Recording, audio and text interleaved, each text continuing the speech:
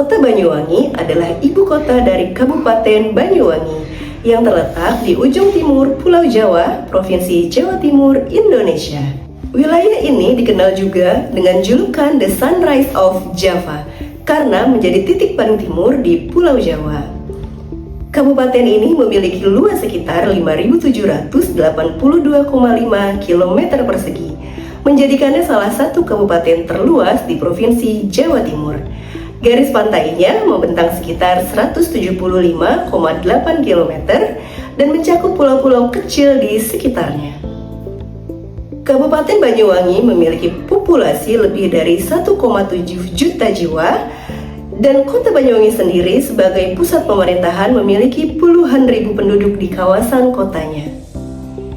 Perekonomian Banyuwangi tumbuh pesat terutama melalui sektor pariwisata, pertanian, perkebunan, perikanan, dan UMKM. Pemerintah daerah secara aktif mengembangkan infrastruktur seperti bandara, pelabuhan, dan jalur transportasi darat untuk meningkatkan konektivitas dengan wilayah lain di Indonesia.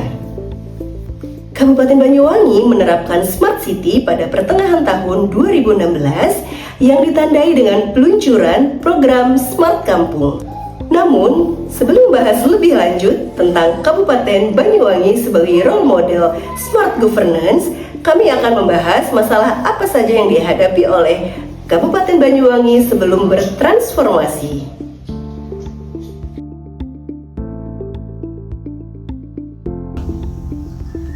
Bagaimana kondisi Kabupaten Banyuwangi sebelum menerapkan Smart Governance? Ada beberapa hal yang kami highlight pada Kabupaten Banyuwangi sebelum penerapan Smart Governance. Yang pertama, birokrasi pelayanan publik yang lemah dan tidak efisien. Sebelum Smart Kampung diluncurkan, birokrasi pelayanan publik di Banyuwangi masih sangat konvensional, offline, dan terpusat di kantor pemerintahan kabupaten. Semua layanan publik seperti administrasi kependudukan, perizinan, dan layanan dasar lainnya hanya bisa diakses di pusat pemerintahan. Sebagai salah satu kabupaten terluas di wilayah timur dengan kondisi geografis yang beragam, semua layanan publik yang dibutuhkan oleh masyarakat memakan waktu, biaya, dan tenaga bagi masyarakat yang berasal dari desa-desa jauh.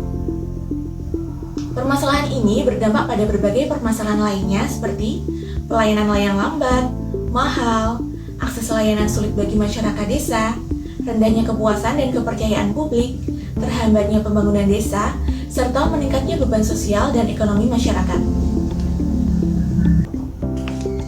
2. Kesenjangan layanan antara desa dan pusat pemerintahan. Proses birokrasi yang memakan waktu lama tentunya juga disebabkan oleh ketidakmerataan infrastruktur yang menghambat akses informasi dan layanan berkualitas sehingga sulitnya melakukan integrasi data dan koordinasi antar wilayah administrasi. Akhirnya, pelayanan yang dirasakan oleh warga di pusat pemerintahan tidak sama dengan yang dirasakan oleh warga pedesaan. Yang ketiga, ketidakmerataan kualitas SDM.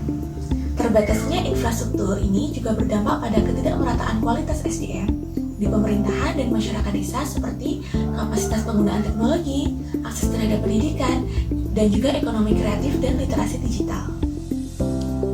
4. Status pembangunan ekonomi. Sebelum penerapan Smart Kampung, Banyuwangi masih dikategorikan sebagai salah satu kabupaten yang belum sepenuhnya maju secara pembangunan ekonomi. Salah satunya, aspek pariwisata Banyuwangi belum banyak diminati oleh wisatawan dalam negeri maupun luar negeri. Melihat berbagai permasalahan di atas, pemerintah setempat menyadari bahwa inovasi layanan dan perbaikan tata kelola sangat diperlukan untuk mengatasi ketertinggalan ini. Setelah Smart Governance. Smart Governance di Kota Banyuwangi dimulai dari Smart Kampung yang diinisiasi oleh Bupati Kabupaten Banyuwangi periode 2010 sampai 2021 yaitu Abdullah Azhar Anas. Menurut Bapak Abdullah Azhar Anas, pada dialog bersama sejumlah tokoh dalam rangkaian Hari Pers Nasional di Padang pada Rabu malam, tanggal 7 Februari 2018, yang dihadiri oleh Menteri Desa PDTT Eko Sanjojo, kunci pembangunan nasional berada di desa. Melalui program Dana Desa, Bupati Abdullah Azhar Anas mengajak pemerintah daerah untuk berkontribusi melalui program-program yang ada di desa. Program Smart Kampung Banyuwangi mulai diimplementasikan secara terstruktur sejak tahun 2015 dan dikembangkan melalui 3 fase utama, yaitu 1. Fase persiapan pada tahun 2010 sampai 2015 meliputi pembangunan infrastruktur TIK, pengembangan sumber daya manusia aparatur, serta penguatan kelembagaan desa. 2. Fase implementasi pada tahun 2015 sampai 2016. Ditandai dengan legalisasi program melalui Peraturan Bupati Banyuwangi Nomor 18 Tahun 2006 serta penerapan layanan publik berbasis digital di kantor desa. 3. Fase pengembangan, yaitu pada tahun 2017 sampai 2018. Diperkuat dengan Peraturan Bupati Nomor 60 Tahun 2017 tentang implementasi Master Plan Smart City melalui Smart Kampung Banyuwangi, serta perluasan program ke seluruh desa. Program ini mencakup 7 tujuan utama, yaitu A. Pelayanan publik, B. Pemberdayaan ekonomi, C. Kesehatan, D. Pendidikan, seni, dan budaya, E. Peningkatan kapasitas sumber daya manusia, F. Penanggulangan kemiskinan, G. Informasi hukum. 1. Di bidang kesehatan, pemerintah Banyuwangi meluncurkan Banyuwangi One ID atau B1 ID yang merupakan platform integrasi data dan layanan publik terpadu di Kabupaten Banyuwangi yang diluncurkan Bupati Ipuk Fiestiandani pada Mei 2025. Menggunakan satu NIK melalui aplikasi Smart Kampung, warga dapat mengakses layanan kesehatan dengan cepat tanpa perlu mengunggah berkas, sekaligus mendukung digitalisasi bantuan sosial. 2. Di bidang lingkungan hidup dan perekonomian. A. Simpling atau Sistem Pemeriksaan Sampel Uji Lingkungan, yaitu pemerintah Banyuwangi meluncurkan aplikasi inovatif yang memudahkan pelaku usaha atau pihak terkait dalam mengajukan pemeriksaan sampel uji lingkungan. B. Gokerwangi atau Gotong Royong Kerja Banyuwangi, yaitu aplikasi khusus untuk informasi lowongan kerja di mana warga dapat mendaftarkan dan memantau proses rekrutmen secara online dan real time. 3. Bidang pendidikan. A. Aplikasi Identifikasi Anak Berkebutuhan Khusus Banyuwangi atau Sidenakwangi. Banyuwangi meluncurkan aplikasi Sidenakwangi yang digunakan untuk mendeteksi jenis keturunan peserta didik berkebutuhan khusus. Dalam aplikasi berisi berbagai fitur yang di dalamnya memuat berbagai kriteria screening untuk ABK. 4. Di bidang pariwisata. Sedikit kita melihat bagaimana Banyuwangi juga dapat meningkatkan sektor pariwisatanya. Tanpa kita sadari, selain itu pemerintah Banyuwangi juga menerapkan diversifikasi dan inovasi produk wisata seperti penyusunan turis yang menggabungkan wisata alam Banyuwangi dengan Bali bekerja sama dengan online travel agent. A.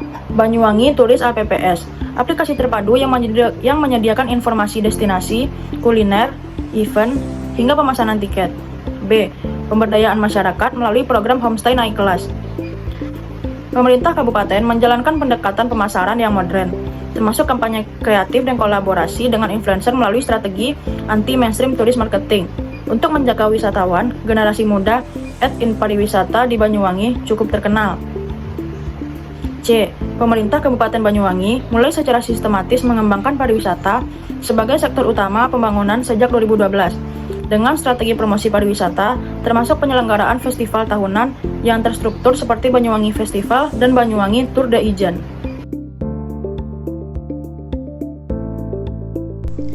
Keberhasilan Banyuwangi dalam implementasi smart governance juga diakui di tingkat nasional. Hal ini terbukti melalui berbagai apresiasi penghargaan yang telah diterima oleh Pemkab Banyuwangi seperti yang pertama, Kabupaten Terinovatif se-Indonesia tahun 2018 hingga 2025. Banyuwangi meraih penghargaan Innovative Government Award dari Kementerian Dalam Negeri selama 8 tahun berturut-turut hingga tahun 2025 atas komitmennya dalam melakukan inovasi tata kelola pemerintahan. Yang kedua, penghargaan tata kelola pemerintahan daerah terbaik tahun 2025. Kemendagri memberikan penghargaan tertinggi kepada Pemkab Banyuwangi atas keberhasilannya mengelola pemerintah dengan kinerja terukur. Yang ketiga, juara 1 Indonesia Smart Nation Award ISNA 2025, Banyuwangi meraih juara 1 dalam kategori Best Smart Branding Innovation atas inovasi promosi daerah mengungguli Kabupaten Sleman dan Kabupaten Badung. Yang keempat, Digital Government Award 2024 dan 2025, Banyuwangi meraih penghargaan sebagai kabupaten terbaik dalam penerapan sistem pemerintahan berbasis elektronik dari pemerintah pusat dengan indeks SPBE yang mencapai nilai tinggi 4,50 sampai 4,87 dengan kategori sangat memuaskan. Yang kelima, penghargaan kinerja tinggi tahun 2025. Pemkab Banyuwangi mendapatkan predikat kinerja tinggi dari Kementerian Dalam Negeri karena memiliki sistem tata kelola yang terus melakukan perbaikan, inovatif, akuntabel, dan responsif.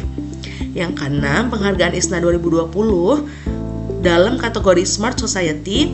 Berkat program Smart Kampung, Banyuwangi meraih penghargaan kategori Smart Society dalam penggunaan teknologi informasi dan komunikasi saat penanganan pandemi. Selain itu, saat ini Kabupaten Banyuwangi juga merupakan daerah percontohan atau menjadi pilot project untuk pengembangan SPBE pada proyek digitalisasi Bansos dan pilot project untuk Gerakan Nasional Wisata Bersih Kementerian Pariwisata.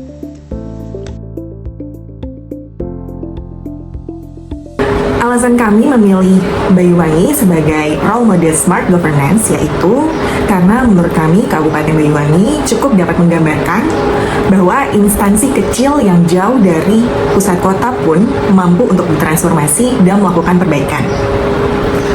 Kabupaten Banyuwangi layak menjadi role model smart governance karena yang pertama yaitu kepemimpinan visioner dan konsisten. Keberhasilan smart governance di Banyuwangi tidak terlepas dari kepemimpinan daerah yang memiliki visi yang kuat terhadap reformasi birokrasi dan pelayanan publik. Pimpinan daerah secara konsisten mendorong inovasi, pelayanan berbasis teknologi sebagai solusi atas keterbatasan geografis dan birokrasi yang tidak efisien. Kepemimpinan yang terbuka terhadap ide baru dan kolaborasi yang lintas sektornya menjadi fondasi utama tata kelola pemerintahan cerdas di Banyuwangi. Inovasi smart kampung yang kontekstual dan inklusif. Berbeda dengan daerah lain yang langsung menerapkan konsep smart city, Banyuwangi mengembangkan pendekatan smart kampung, yaitu model smart governance yang disesuaikan dengan karakter wilayah perdesaan. Inovasi ini menempatkan desa sebagai pusat pelayanan publik dan pembangunan, sehingga layanan pemerintahan menjadi lebih dekat, merata, dan inklusif bagi masyarakat desa. Yang ketiga, ada desentralisasi pelayanan publik hingga tingkat desa. Banyuwangi berhasil mendekatkan layanan publik melalui pemindahan sebagian besar layanan administrasi dari kabupaten ke desa, pemanfaatan sistem digital terintegrasi, serta penerapan one-stop service di kantor desa. Hal ini menjadikan tata kelola pemerintahan lebih efektif, efisien, dan responsif terhadap kebutuhan masyarakat. Yang keempat, ada pemanfaatan teknologi informasi secara terintegrasi. Smart governance di Banyuwangi didukung oleh yang pertama, jaringan internet berbasis fiber optik hingga desa. Kemudian ada sistem pelayanan publik berbasis digital atau e-government. Yang ketiga, ada integrasi layanan antar organisasi perangkat daerah atau OPD. Pemanfaatan teknologi ini tidak hanya meningkatkan kecepatan layanan, tapi juga mendorong transparansi, akuntabilitas, dan pencegahan praktik maladministrasi. Yang kelima, ada pendekatan kolaboratif multi-stakeholder. Banyuwangi melibatkan berbagai pemangku kepentingan dalam perencanaan dan pelaksanaan smart governance. Meliputi ada pemerintah pusat dan daerah, yang kedua ada akademisi, yang ketiga sektor swasta, yang keempat media, dan ada masyarakat serta LSM. Kolaborasi ini menciptakan ekosistem pemerintahan cerdas yang berkelanjutan dan adaptif terhadap perubahan. Yang keenam, ada penguatan kapasitas sumber daya manusia aparatur. Transformasi tata kelola tidak hanya berbasis teknologi, tetapi juga diikuti dengan pelatihan rutin aparatur desa dan daerah. Yang kedua, ada pendampingan teknis pengelolaan layanan digital. Yang ketiga, ada program peningkatan pendidikan aparatur desa. Maka ini memastikan bahwa smart governance tidak berhenti pada sistem, tetapi juga pada kompetensi pelaksana. Kemudian yang ketujuh, ada regulasi dan kebijakan yang kuat terhadap dasar implementasi. Banyuwangi memiliki dasar hukum yang jelas. Antara lain, yang pertama ada peraturan bupati tentang smart kampung, yang kedua integrasi smart kampung dan RPJMD, dan yang ketiga ada master plan smart city atau smart governance. Yang terakhir, ada dampak nyata terhadap kualitas pelayanan publik. Smart governance di Banyuwangi terbukti menghasilkan pelayanan publik lebih cepat dan murah, akses layanan lebih merata, peningkatan kepuasan masyarakat, serta penguatan kepercayaan publik terhadap pemerintah. Dampak empiris inilah yang menjadikan Banyuwangi bukan sekedar konsep, tetapi praktik nyata smart governance. Sekian video dari kami, semoga menginspirasi.